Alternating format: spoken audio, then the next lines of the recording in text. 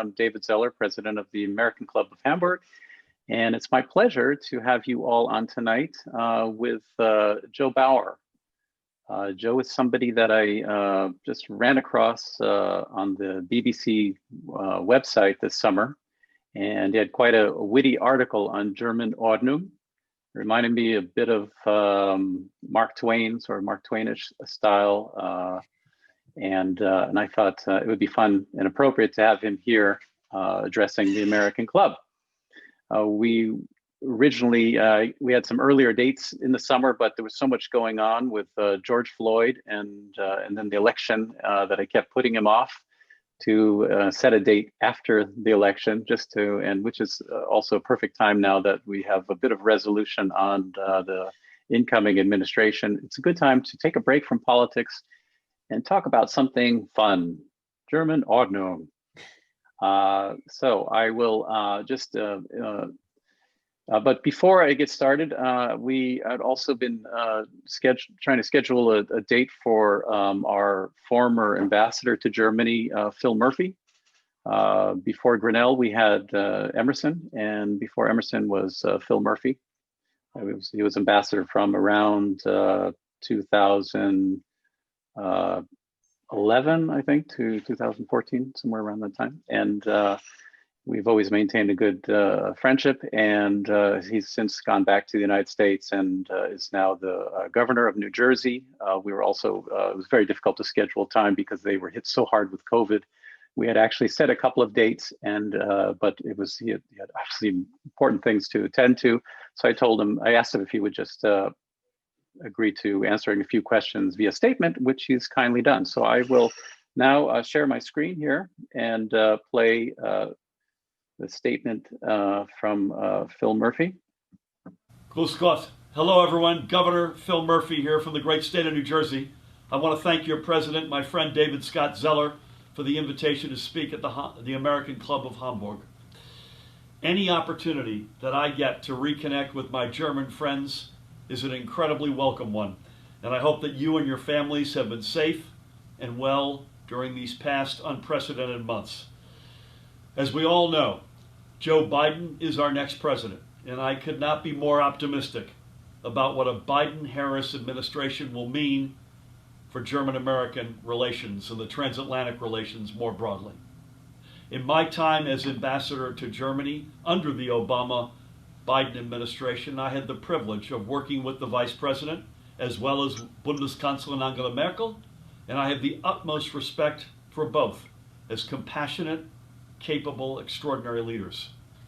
At a time when international cooperation and trust could not be more important, I am confident that their relationship will strengthen not only our country's ties, but democracy around the world.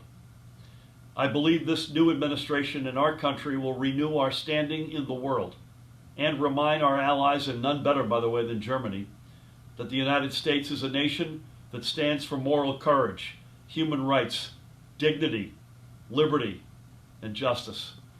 I believe this new administration will be able to reclaim these values, affirm our long-standing set of global norms, while at the same time acknowledging the damage that has been done these past 4 years.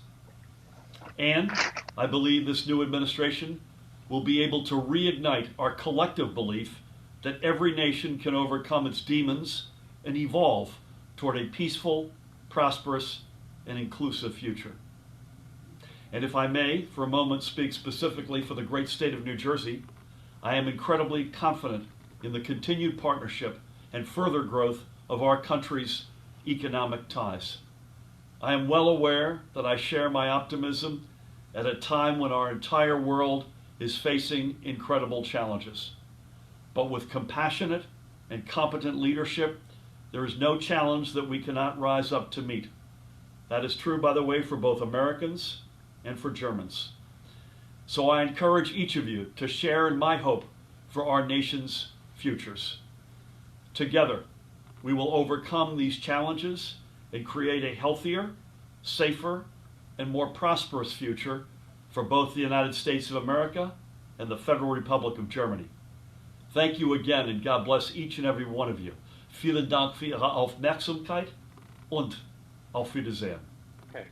short message from Governor Phil Murphy, the former U.S. ambassador to Germany. Now on to Joe Baur. Joe Baur is currently the co-host of Travel Tomorrow podcast. He's the author of Talking Tico, about his time living in Costa Rica and traveling around Central America. And he reports regularly for the Jewish Telegraphic Agency, among other publications, on topics ranging from Jewish life in Germany to food and culture in Berlin. He also has two photos, exhibiting at the upcoming Jewish Authenticity and Identity exhibition in Washington, D.C. They're still working on the times and dates of that due to the COVID pandemic. And he's also working on a memoir about living in Germany that will likely come out at some point next year. So before I pass on to Joe, I just wanted to say that if you have questions, please use the chat function. Send me briefly just a message that you would like to ask a question, and maybe briefly what the topic of the question is, and then I will answer you, and then we can attend to those. We want this to be as much of a dialogue as possible, but I'll kick it off with a couple of questions to Joe, and also I will put in the link, the article in BBC Travel, so that you can also take a look at that. But first of all, I'd just like to ask Joe. I already mentioned how I stumbled onto the article just on the BBC website this summer, and it struck me as something very personal, because I think we all Americans coming to Germany or to any country always notice the difference in cultures, and people look very much similar here in Germany to many parts of the United States, and especially in the rural areas of the United States. But there are some stark differences, cultural differences. So how did you come up with the idea for this article, Joe? Well, first of all, thanks for having me. Thanks to you, David, American Club in Hamburg. It's really fun to do this, and it's fun to be on Zoom and talking about something that I find entertaining and fun to talk about, as opposed to my usual Zooming during the day is work and work and work. So this is fun to be doing, and like David just said, definitely please ask questions, because I like this to be more of a conversation. I came into this article. It's funny that you mentioned Mark Twain and his time in Germany. I came into this article kind of the same way, just being here, noticing things, and this was a thing that I don't know if I noticed it first or it noticed me, and kind of pulled me into the story of Ordnung in this part of German culture. So I by no means describe myself as the be all end all of knowing how German culture functions, or understanding everything that has to do with this topic. I think I went into the story with kind of like a curious traveler perspective. And so I like to always give the caveat that, of course, I understand that, different parts of the country are different. I lived in Düsseldorf for 3 years prior to just past my anniversary in Berlin. And of course, I've noticed some version of this almost anywhere I've lived, same in Costa Rica. When I was in Düsseldorf, they said, oh, we're the relaxed, we're the cool part of Germany. We're not like uptight like other parts of Germany. And then I go to other parts of Germany and say, oh no, we're the relaxed, we're the cool ones. And I very much encountered a version of that in Costa Rica as well. People talking up their own home region. So yeah, the story, I mean, I don't know how many people had a chance to read it yet, but like I said, that it kind of grabbed me as opposed to me grabbing it. I was on a train as I began the story, and I was sitting next to somebody on the train, had my laptop open, and the person. This could be another article about staring. I noticed a lot of staring on trains and public transport. And this gentleman next to me was staring at my laptop and staring at me. And he must have saw that I was writing in English. And so he spoke to me in English, and very quickly just, so what are some differences between American culture and German culture? And a woman comes up and audibly goes, shh. and starts pointing to the sign that we were in the Ruhebereich, and told me that you cannot talk here, and then went and sat down. And so that's how this story, both the BBC story began, and something that vividly came to mind when I was talking to my editor at BBC Travel, trying to come up with something to write about. I mentioned to David before that I'd actually read about this specific phrase, Ordnung, muss sein, before I moved to Germany. I was back in the US in between Costa Rica and living in Germany. And I can't remember if it was in Germany, Memories of a Nation, which is a great book about German history, or if it was in a book about German beer. Very important thing to read before moving here, of course. And they both very well might have spoken on, or touched on this subject, but that's where I first heard about the topic, Ordnung, muss sein, and that kind of stuck with me. And actually, even before moving to Germany, and I had the idea that, like, oh, maybe someday I'd like to write something about my time in Germany, I kind of made the note, there must be order. It would be like a great title to a book or to an article or to even just like an instruction manual in living here. And so I didn't actually pitch the article or the idea until after almost 4 years of living here. And that's probably because I had to experience Ordnung, muss sein in order to get a sense that this could be a story. So things like you said, David, the things that might be different between in the US and here, silly things like, separating the colored bottles from the clear colored bottles. But the thing that really stuck out to me the most is anytime we would go do any appointment, we'd have like a folder like this thick that we'd bring to like the Ausländersbehörde or whatever appointment it would be. We always called it like anytime we had to do the slides appointment, I'd ask my wife, just get the immigrant folder, and it's gonna have all of our files in there, because you just never know what they're gonna ask for. We've gone to appointments where a lawyer would assure us these are the only things you know, but you just never know when they're gonna want to see that marriage certificate. They're gonna want to see your first work contract that got you here, and not necessarily the one before the job you got now. So you just know, you always want to be prepared. So having these experiences kind of pile up, I thought there was something to that, something I'd like to explore more. And of course, I was working with an editor who was pushing me from the other perspective, challenging me on the idea that there really is Ordnung in Germany, that there really is order. This was somebody who mostly lived in Berlin, and I'd only been in Berlin for about 6 months at the time when I first started researching the story. So he was really pushing me to consider in the ways that there isn't order here. So that's basically how the story started off. And yeah, then from there it was, getting to research old articles, trying to get a sense of where did this phrase come from? Is it really related to its original usage, and how accurate it actually is today in Germany? And what other senses of Ordnung do you notice on a daily life? What do you notice about also differences from coming from the US? Well, different. Well, one thing, this isn't so much a difference, but one thing that I think is funny to point out is that on the day that we're having this conversation about Ordnung, muss sein, it's not entirely funny. It's also, I don't know, it's stupidity, and it has to do with a lot of these people who are protesting, like the anti-mask crowd. But I did find it a little sadistically humorous that on the day we're having this talk about Ordnung, somebody tried to drive a car into the chancellor's house. So that kind of answers your question a little bit on that this is a general stereotype, and of course not everybody's following Ordnung. But in terms of more differences between the U.S. and Germany, on a broad scale, I think what's interesting about looking at stereotypes between different cultures, whether it's U.S. and Germany or just any other place that you may have had the opportunity to live in your life, I think it's interesting to look at these stereotypes because inevitably the stereotypes are rarely true, and at least on a broad scale. And if you look into it more deeply, you can see in what ways that it's not true.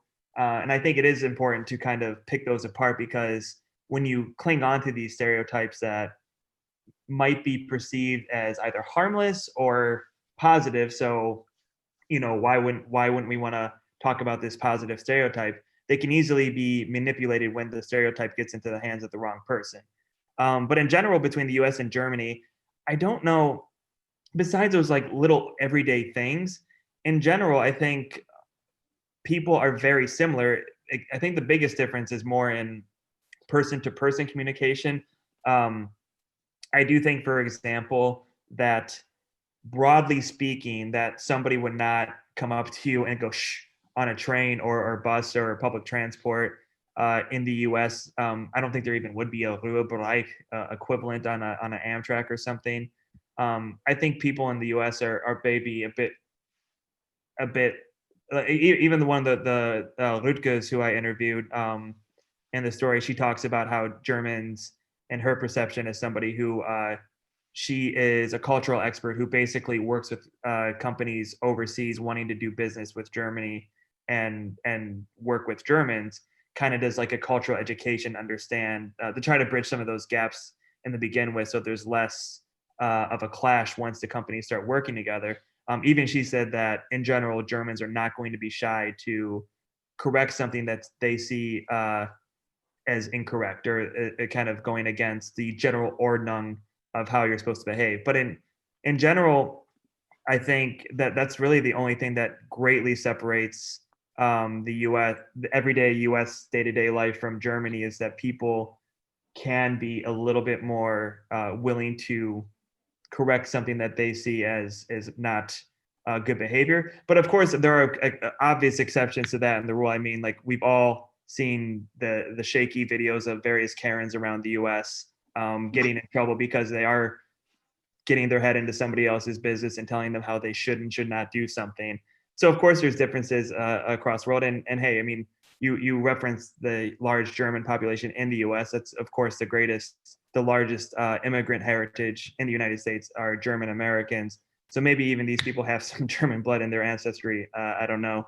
But yeah, in general, the differences, I think they're fewer and farther between than we might think initially, or that an American living in the US who's never been to Germany, has never lived in Germany, and only knows the stereotype and thinks that everybody's wearing lederhosen and drinking beer all the time. They might be surprised that once they spend time here, that it's actually quite similar. I think if you compare Germany to, say, a country like France or Spain that was sort of unified for longer periods, and here we have the Holy Roman Empire, and with the hundreds and hundreds of principalities, and I suppose depending on which one was dominant, that it could have gone different ways. If maybe in Frankfurt, if the Hessens had been the dominant factor in modern day Germany, we would probably have also a different one. Or but we know the Prussians are, I think, what we sort of attribute the Ordnung to the Prussian dominance. Yeah, that's definitely in my research the consensus with that this is a Prussian value that's kind of been soaked up by the rest of the country, which, I mean, we were talking about that before. I think that's a very interesting thing to consider. I mean, really, with everything that happened in the 20th century and late 19th century, you could spend so much time playing what ifs in terms of how history would have gone differently. And I mean, of course, the biggest ones are, thinking about like, well, what if World War I never happened, or what if, the Archduke didn't get shot, and those kind of things. But like, I do think it's interesting to even think about these things that you might perceive as small, like, well, Ordnung, muss sein, that's just an expression that's all around Germany. But to kind of take it a step further and go back in time and say, well, if that comes from the Prussians, if the Prussians aren't the one who unified the country in the late 19th century, and if it's, maybe the more liberal version coming out of Frankfurt, then how then does this Prussian Ordnung, muss sein, whether it's a specific phrase or just the cultural meaning behind it, does that not necessarily get soaked up by the country? Do we have this German society look completely different? And I'm sure you can. And what's interesting about that to me is that you can look at that in any country. I'm sure there's plenty different expressions in the U.S. Like this manifest destiny comes off the top of the head. That if you looked back at how where that phrase comes from, if things happen differently, and that phrase isn't necessary, doesn't become part of the cultural mindset of the US back in that history, how different does the US look now? So I think it's interesting to consider how these phrases came to be, and how they may be directly or indirectly shaped a culture, because it's very easy to see how, this Prussian value of Ordnung, muss, sein can be, a harmless thing. Like some examples people gave me was like, oh yeah, it's just a thing that it's in the back of your head, to know to keep your room straight. But of course, something like Ordnung, muss, sein could very easily get manipulated by the wrong people. So I think it's interesting to kind of pick these apart and keep that in mind, so that when in the future, when inevitably, President Obama always talks about like the course of history zigging and zagging, when it inevitably, unfortunately, zigs or zags back to the wrong side, and these values get trumpeted by the wrong person, then it's easier, if you're educated in these things, to kind of pick them apart and say, no, that's abusing it a little bit. Yeah, for sure. They could be, it seems like stereotypes can get overblown. I mean, when I first came to Germany, I remember there were a lot of Beck's commercials on TV. And they used to have they would have a guy standing at a microphone doing stand-up, and nobody in the audience he would say a joke and nobody would laugh. And then they would say, Germans don't do comedy, they do beer, Beck's. And also we experienced it since the World Cup here in Germany was hosted here in Germany, and it was such a great experience, and it also changed a lot of the feeling, I think, about Germans had about themselves since the wartime, about now being proud of the country and being able to wave a flag. But yeah, it seems like a lot of these stereotypes can be misunderstood. And in fact, Jochen Speetman just gave a comment here. And maybe I'll unmute you so you can say something about it, Jochen, because you were saying that you think US people are more disciplined many times than Germans. Jochen, would you like to elaborate on your question? Yeah, well, just was interested to get Joe's point of view on this, because my wife, who's American, always maintains that Americans are much more disciplined in queuing than Germans are. We kind of tend to rush to get into the bus without too much consideration for other people. And I was just curious to see if you agree. Sure. Well, thanks for the question, Jochen. It's funny you give that example, because, yeah, I mean, for anything, you can of course go back and forth and think like, does an American behave in this situation? How would a German behave in this situation? The public transport one is an interesting one, because when you first said that your wife said that Americans are more, what was it, diligent, or what was the word you were using? More disciplined. It's considered to be impolite to rush a queue. I would actually. So first, when you said disciplined, I was thinking more in the workplace, at which point I would have maybe disagreed. But in terms of like when you say queuing in public transport, I mean, I should pull my wife over and get her to talk, because she could very much give her opinion on people pushing and stuff getting off and on the train. I have a very vivid memory of getting on the U-Bahn in Berlin, and somebody storming out saying "Erst raus, dann rein." So I think that's also a great example of somebody, reminding you of what the rules are. And that I actually, if we're thinking in general, like I don't mind that kind of reminder, because I won't be the one who's going to be yelling "Erst raus, dann rein," but I like that kind of order. And another thing, when I was doing this article, that one of the women I interviewed with mentioned that a lot of our perceptions of these kind of stereotypes depend on what culture you come from. And she had mentioned that somebody who's from Japan and grew up in Japan does not have an Ordnung, muss, sein stereotype about Germany, because, I mean, if you've ever had the opportunity to travel to Japan, or just, watch a YouTube video of a Japanese line, there's a whole lot more Ordnung going on there. So yeah, it really depends on where you come from. And I would agree with your wife that that maybe queuing is a little bit better in the States. But I think that might even be in my article. I don't have it memorized anymore. But one of the women I interviewed back in Cologne mentioned how part of it, in her opinion, part of Ordnung is that if somebody tries to cut the line, it's like giving them a glare or letting them know, like, hey, get to the back. But yeah, in public transport, that is one area where I was very surprised when I first moved here, that it's a little bit of like a WWE battle royale for who's getting on first, or who's getting on and who's getting off. Thank you. I have another question coming in from Bodo. If I could just preface it, he points out that in the U.S. there's also quite a bit of paperwork and bureaucracy, and I think I've heard that as well. We Americans obviously have not had to go through what foreigners have to go through when they go through immigration and the questions and filling out paperwork. But we only know it from what we've done at the Ordnungsamt or Auswohnamt.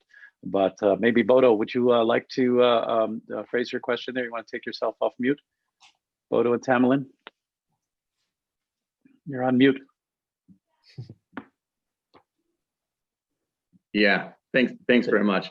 Hello, everyone. Yeah, I think, Joe, as much as I understand your point, I think it really burns down much more to the individual than like standardized differences between Germans and Americans. My wife is American, and she's so much more orderly than I am.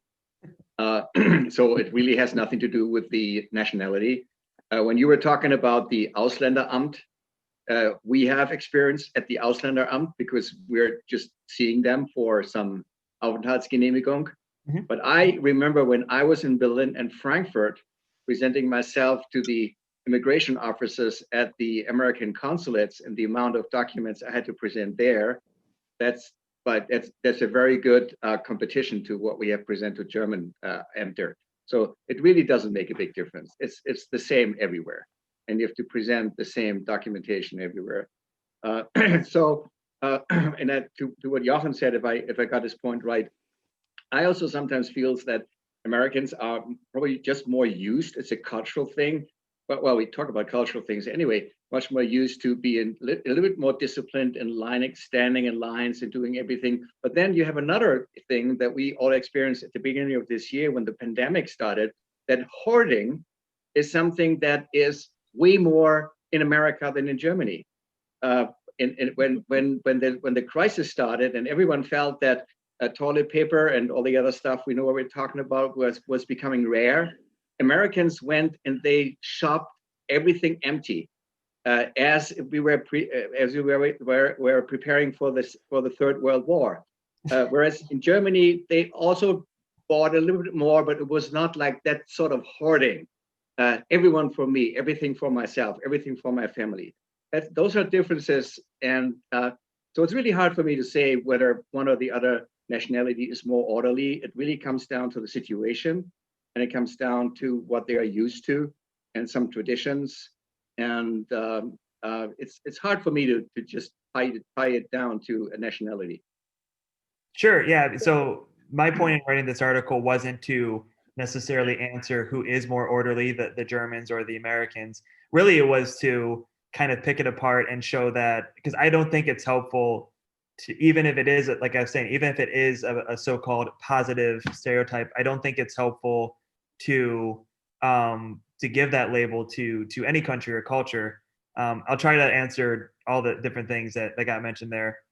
In terms of, you're right, like the Americans don't see the immigration process there. And I actually wish there would be more education on what that is like, because, obviously not to get too much on the US side of things, but of course, immigration has long been a very heated political topic. And for anyone who is, for me anyway, this is my point of view, if anybody who is anything less than supportive of immigrants and doesn't understand what that journey is like, I wish that they understood how nerve-wracking it can be, even for somebody who is like John Oliver. There's a famous example. He even talked about, like, even though he comes from a very privileged background and secure background, how just the anxiety he generally had while he was waiting for all of his immigration stuff to get approved. So that's definitely a thing in the US too.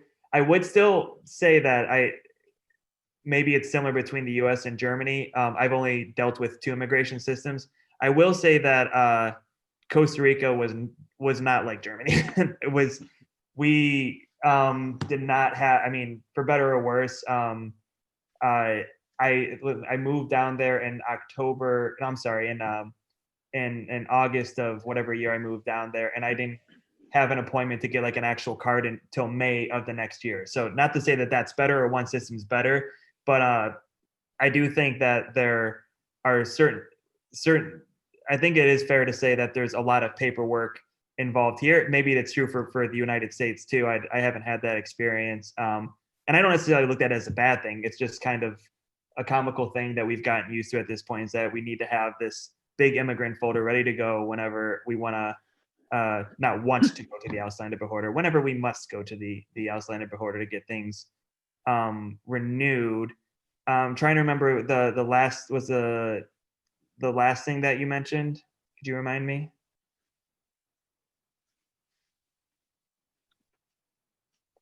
I was talking about the hoarding. Oh, the hoarding, right? Yeah. So I mean, I also don't think it's particularly helpful to say one country was better or worse at the hoarding. I have a general theory since moving here, that the U.S. is, in many ways to our own fault, looked at as like an actual reality TV show. I mean, we unfortunately for the past 4 years have literally had a reality TV show president. So I can't necessarily fault people for viewing the U.S. as a reality TV show. We've perpetuated ourselves abroad in that way for so long. But I think I think it's more common.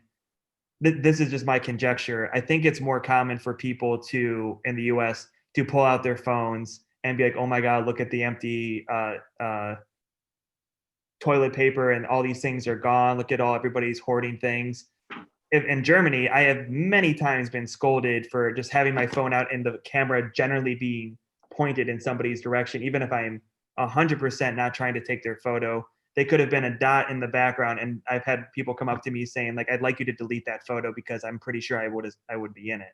So I think that's definitely a cultural difference, that I don't think it would be as common here to take lots of photos. Because I mean, I do remember in my area, the toilet paper being gone, the signs on the shelves saying, "Don't be a hamster, kein Hamsten," and communicating with people in different, and this is Berlin specifically, in different neighborhoods around the city, saying like, "Hey, anybody got toilet paper? Where's the toilet paper?" And people having to share which Rewe or which grocery store they could go to get toilet paper.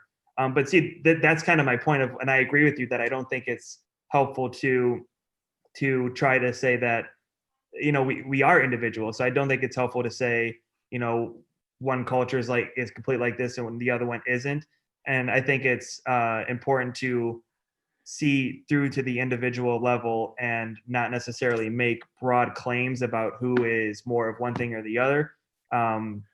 So yeah, I hope that covered all the various points that were brought up. I was wondering, it seems like I've noticed since I've lived in Germany, and it could just be the parts I'm around. I mean, it's not, but in general terms, it seems like that the amount of Ordnung, or the amount, the way or the expectations that you have of cultural reaction from people, seems to be a bit of a narrower. It's more, once you understand it, you can kind of predict it or feel like you understand it better than maybe in the US, because it seems like the range of reactions or expectations in the United States, it seems larger, or at least the standard deviation of what the norm is seems like it's broader. Is that sort of fair to say?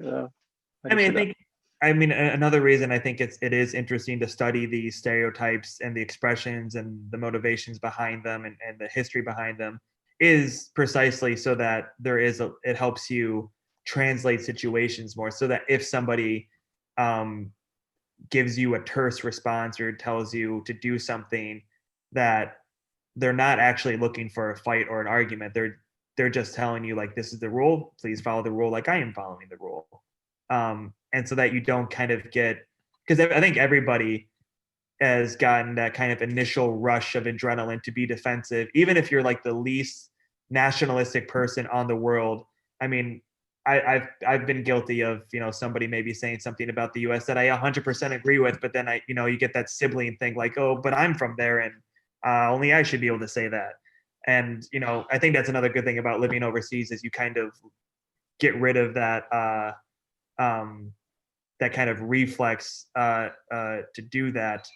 But I mean, I think in terms of like different interactions in the States, I mean, I think a lot of it comes down to geography. The U.S. is, I mean, Germany is what, like the size of Texas, and so the U.S. is just that much larger. You have, I mean, it's just Germany is also a country of immigrants, but the U.S. is as well, and so you just have all these different cultures, and across such a wide space of land that you're inevitably going to have different modes of communication and different cultural ways of handling situations come up. Obviously, that's the case too in Germany. I mean, there's lots of microcultures within Germany as well, and there's lots of different immigrant cultures here as well. And it's one of the things I love most about living here. So in general, yeah, I think it's fair to say that interactions are going to vary differently around the country. I've seen that even just spending 3 years living in Northern Westfalen and Düsseldorf and living in Berlin now for a year and being fortunate enough to have traveled all around to all 16 states around the country and spending a decent amount of time in each one.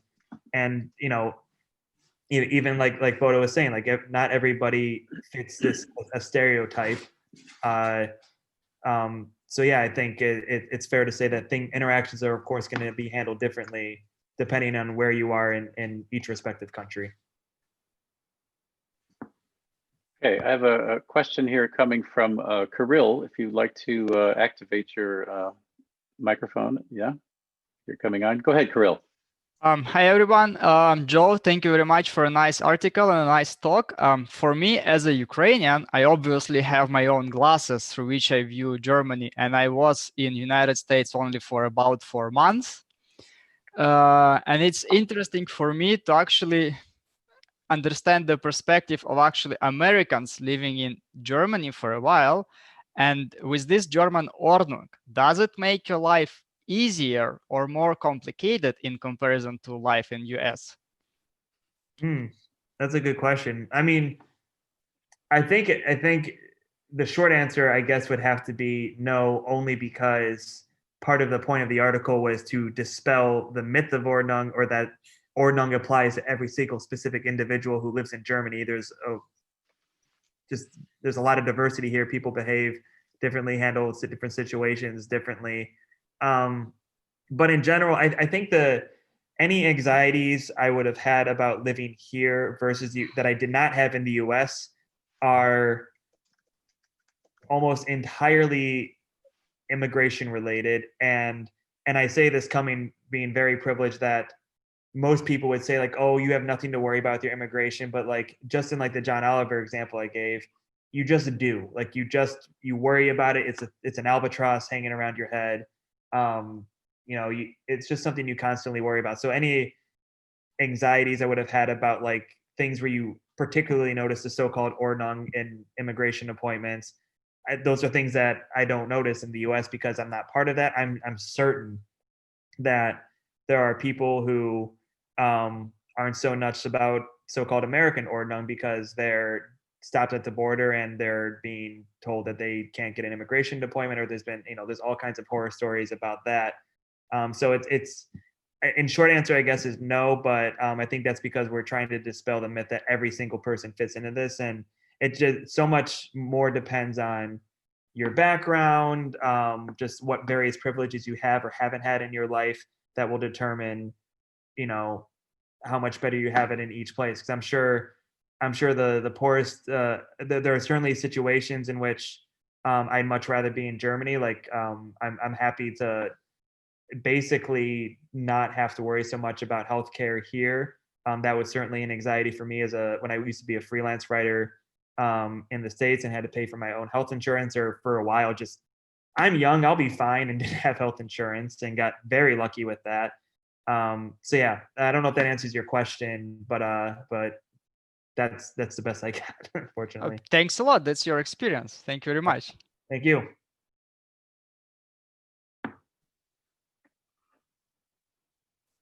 I think you're muted, David. There you go. Sorry about that. It wouldn't be I'd as like usual if it didn't happen once. Yeah, I have to stay in Ordnung here. I like to go to Martina and Andreas, a couple of Bavarians. So now they probably took issue to my earlier reference to the Prussians. So let's hear the Bavarian point of view. Yeah, okay, so I just wrote in my comment that I think it's a series, as we lived about 14 years abroad, especially in France and UK, and also had a lot of exposure to the American culture as well. I developed a sort of series. So there's always said that German discipline and Ordnung is like seen as a virtue, right? So this made in Germany label, right? I think we both agree that this is more a sign of fear. I think there is this term of German Angst, right? This is far more the driving force. So I think we need order and to be well organized just to feel secure. And maybe that's a more psychological underlying reason for that. And of course, it's part of the geopolitical situation. We are a central state. We are surrounded in the past. We have been surrounded by a lot of enemies. You know, the nation is formed mid-19th century. You know, it's even younger than maybe the US, I would say, so far in the spirit of being really a German nation. It has been an assembly of tribes and then of kingdoms and whatever. And there were always enemies around. So I think that's maybe in our heritage and our legacy. And of course, and I agree that this is a very, I say, two-sided thing, because it can be good for you know, having all the discipline and keeping things in order. It gets a steady success as well. And as you remember, maybe until this World War II, I think Germans were very productive in terms of patents and innovation, Nobel Prizes, whatever. Of course, now the world is getting more agile, and of course, now with such an attitude, it's far more difficult to deal with ambiguity. And from a professional side, I can only say we can see it. It's a proof of concept. US is far more innovative, yes, right?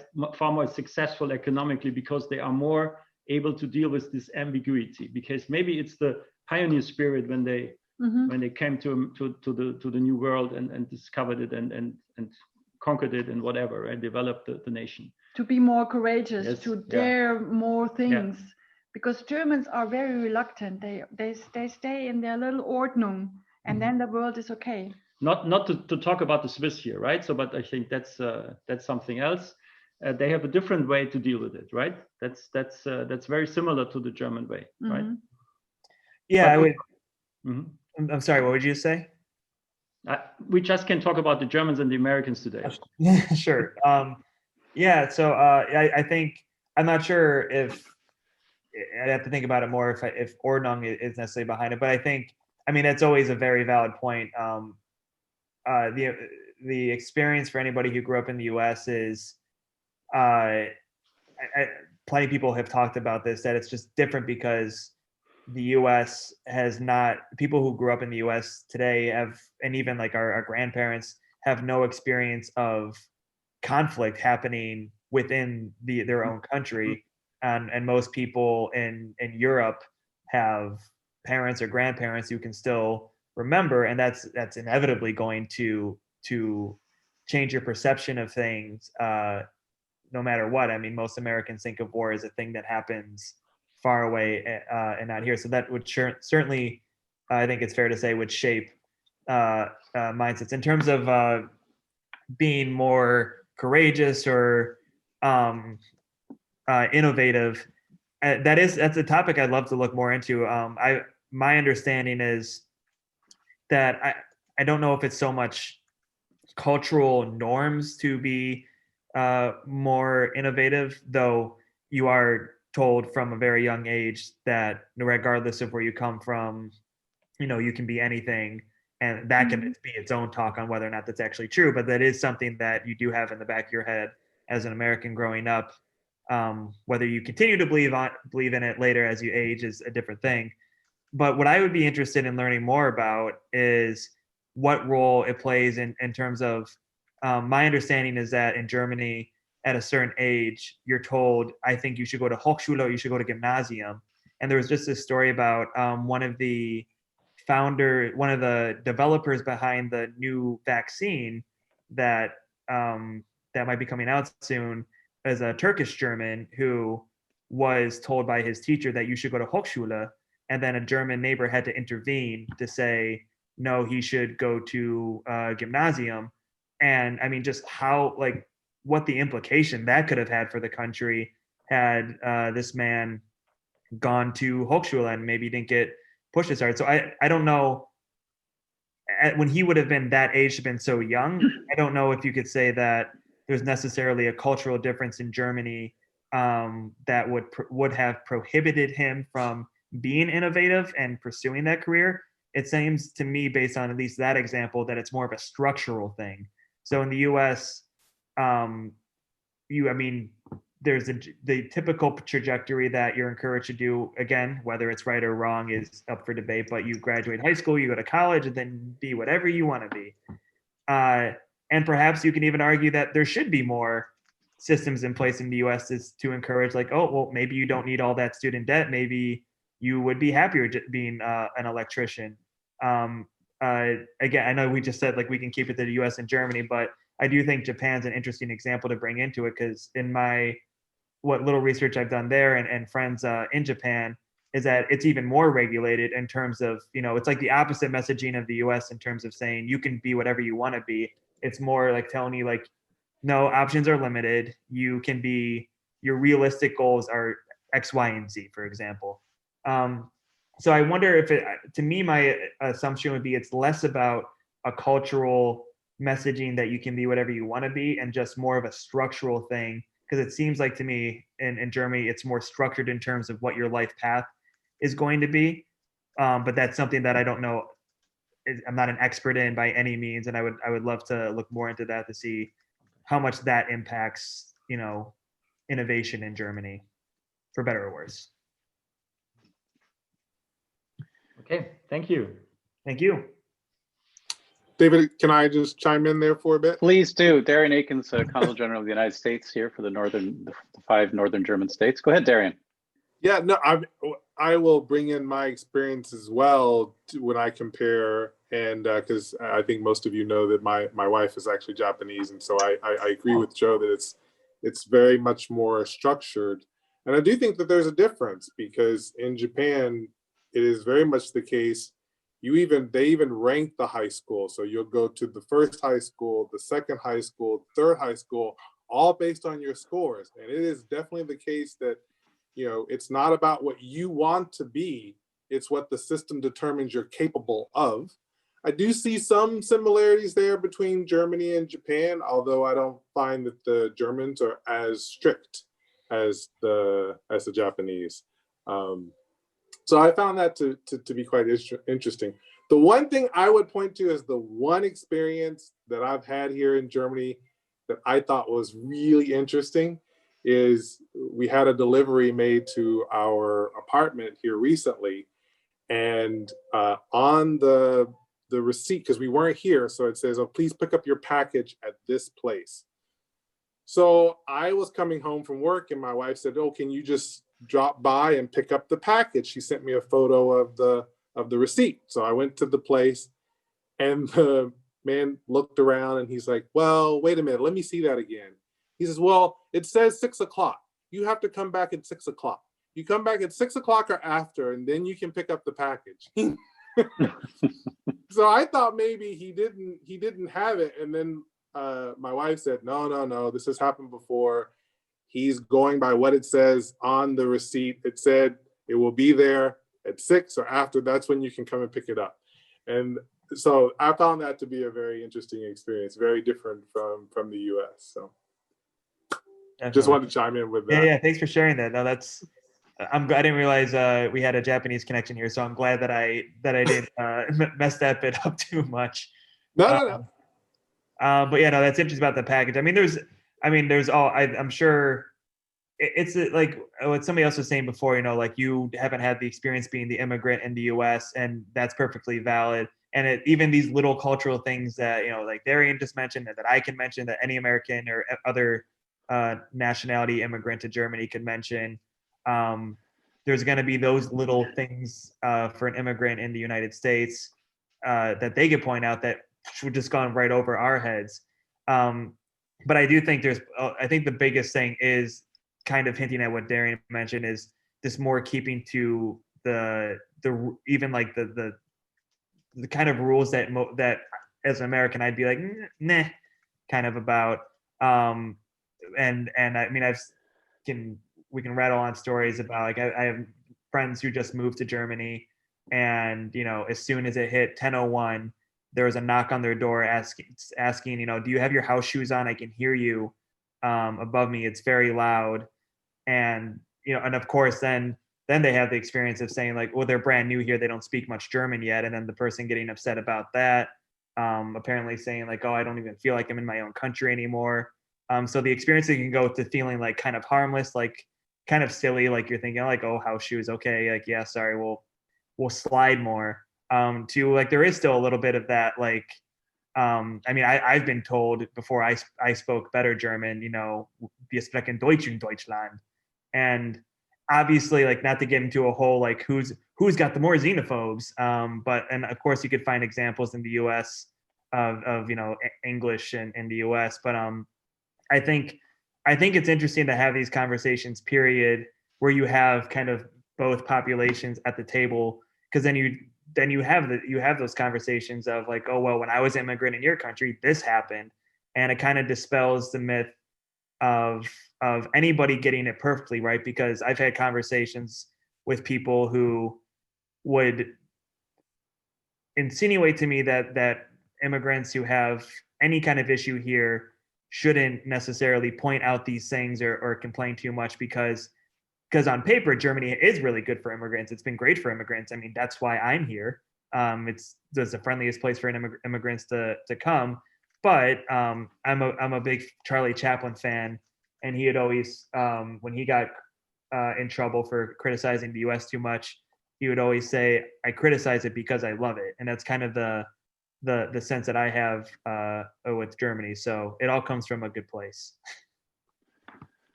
That's true. We do always feel more comfortable to criticize whatever we deem ourselves to be, our own identities, or at least we feel we have the license to do it. And like you said, there's an impulse to, when somebody else does it, to have a knee-jerk reaction and say, "Hey, you're offending me now."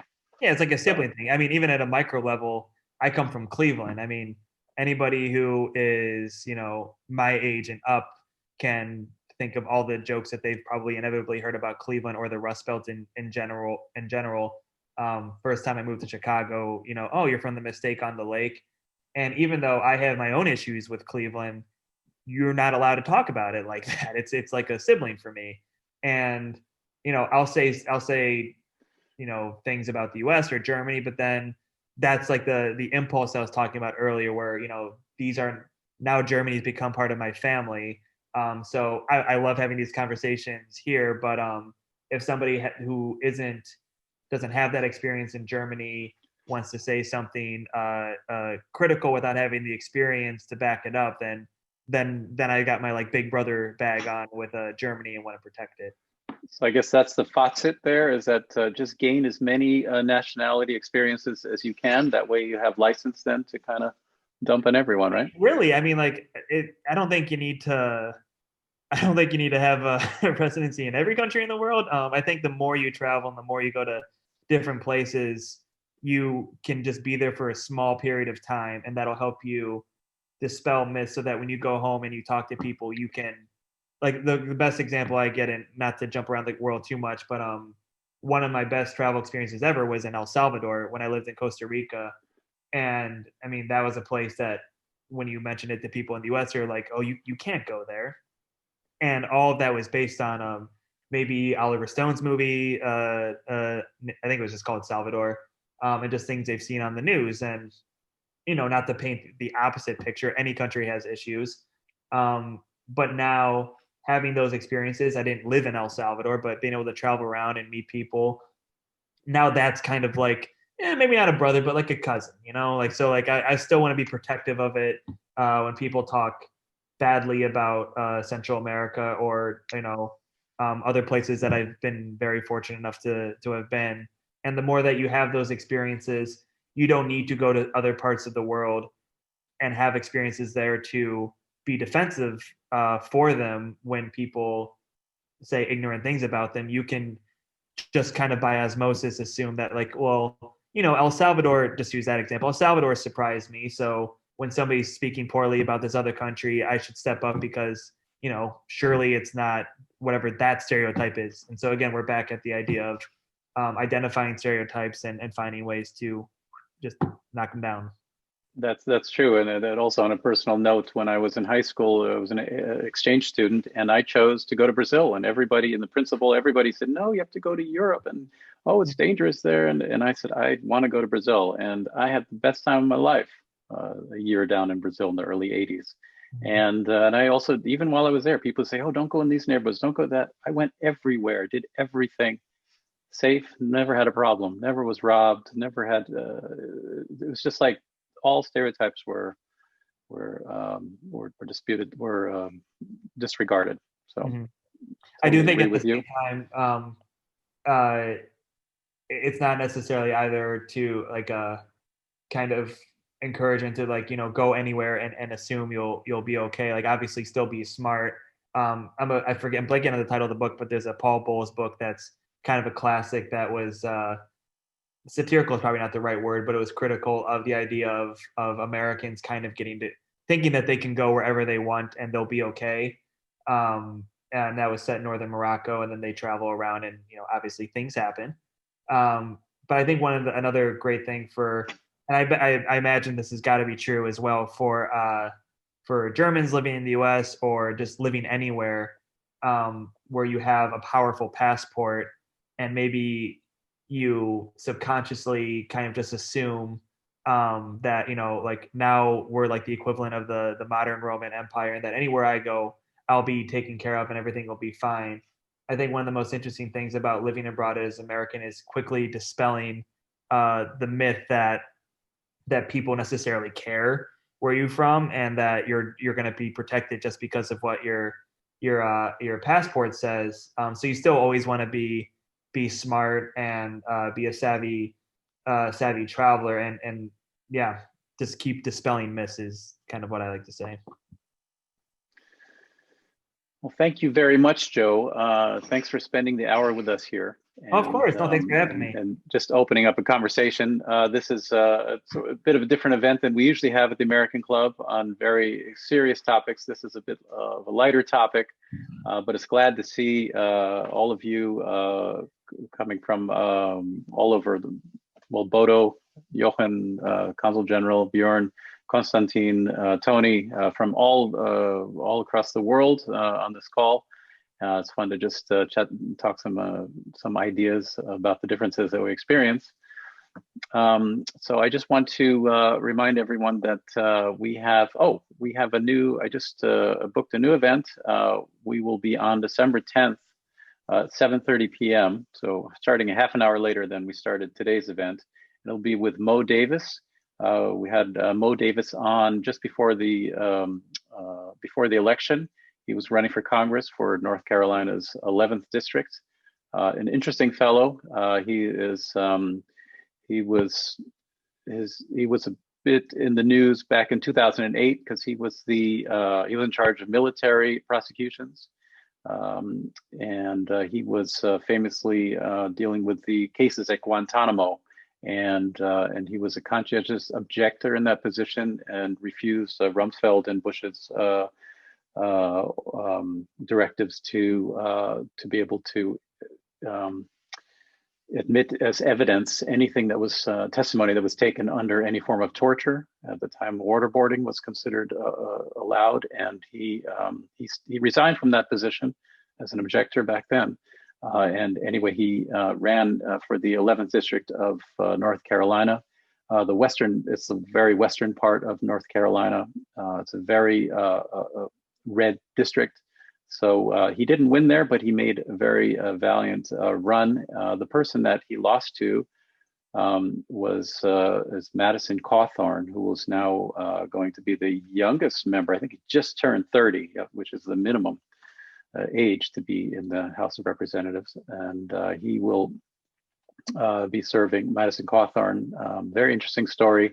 It's also another story that I read about in the summer of that race. That was I believe it was the seat that was vacated by Mark Meadows, Trump's chief of staff. So it was a very interesting election because they put their force behind another candidate, a Republican candidate, but Madison upset her win that seat, and that's what sort of caught my eye at the time. And so we're going to hear from Mo Davis back on December 10th, and he will also tell us about some of these the national security picks that are that Joe Biden has just named, and tell us a bit about post-election and also what to expect, what's coming up. So I hope you can join us then.